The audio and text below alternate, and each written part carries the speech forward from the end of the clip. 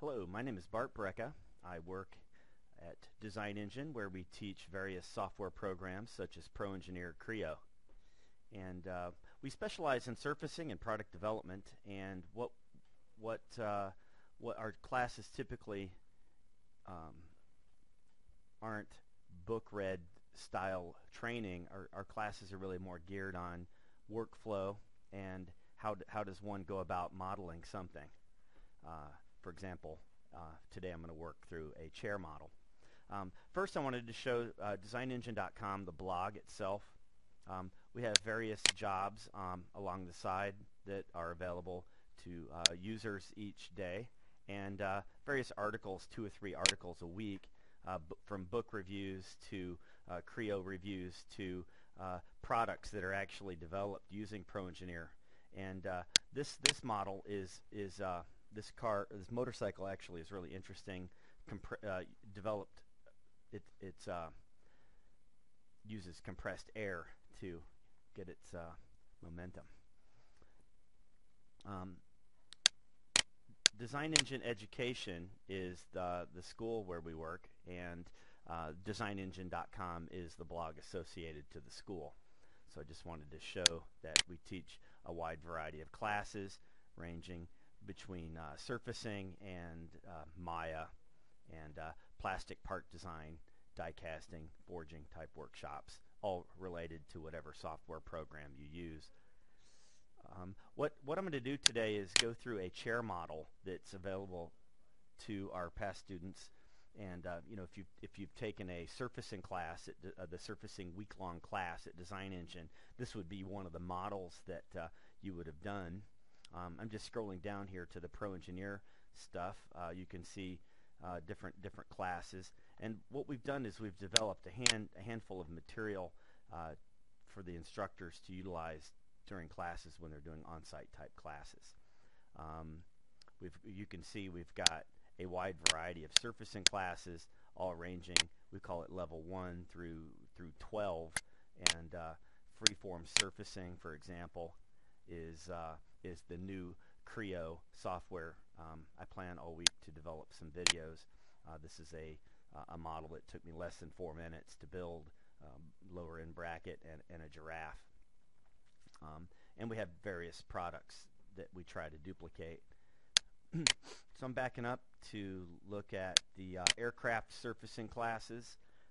A lot of the classes we are associated to, we help contractors get jobs in military type jobs, and this is the modeling technique that General Atomics uses to develop aircraft wings. Back up again. That's a 2-day class.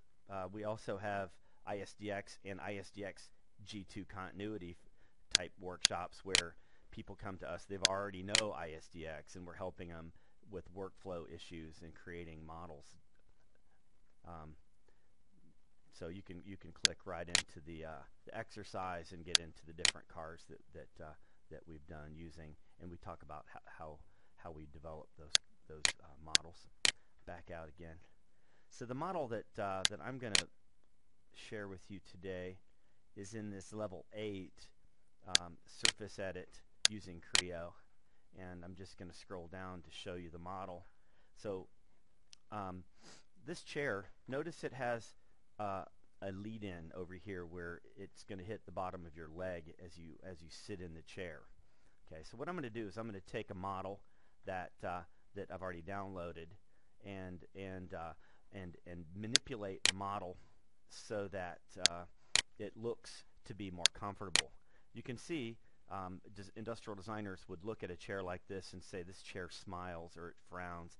This one's smiling a little bit, to talk about the character of a geometry. What I've done that's a sort of Design Engine classic modeling technique is added these sort of geometries to the model that will allow me to create that specific lead-in. Now we give nicknames for all these types of modeling techniques. This one I've deemed wet cardboard because once you hit the hairdryer to the cardboard, it's going to dry. So what I'm doing is I'm editing definition on the ISDX geometry, and basically what I have is a large 4-part boundary with an internal curve structure.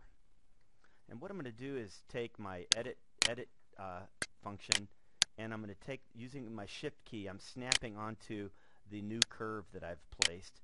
This curve and that curve being straight lines, we call them curves in Pro Engineer. I'm going to right hold down on this handle and tell it to left click on the endpoint, right hold down on the handle, and tell it to go tangent to the new edge. And what I'm trying to do is I'm trying to create a soft sort of transition for the bottom of one's thigh. I'm going to right hold down here and add a point, and I'm going to use my shift key to snap to a geometry. That's going to limit the control that I get as I create this sort of nicer sort of transition for the under of my leg there. I'm going to do the same thing to this side.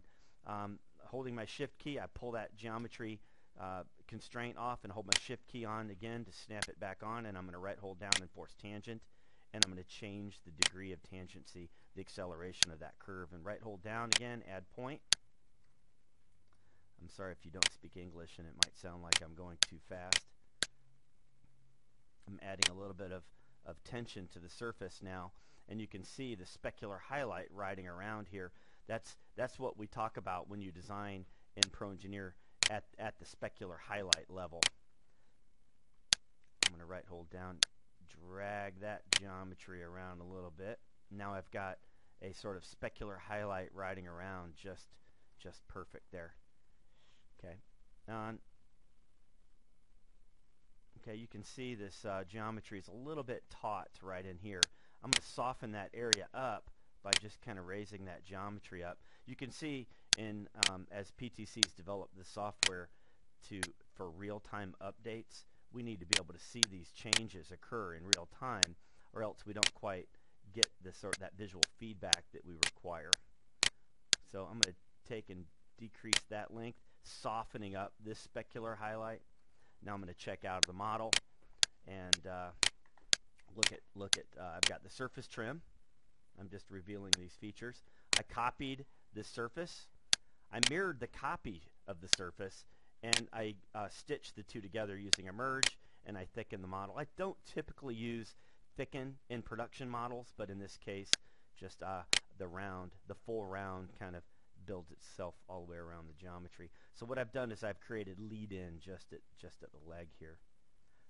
In a separate video, I'm going to come back and use surface edit to soften this area up, and I want to be able to get a specular highlight that rides around. Notice how my geometry just kind of runs straight up.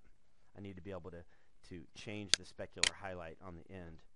Thank you for viewing my video, and take a look at the other videos that we've uploaded to YouTube.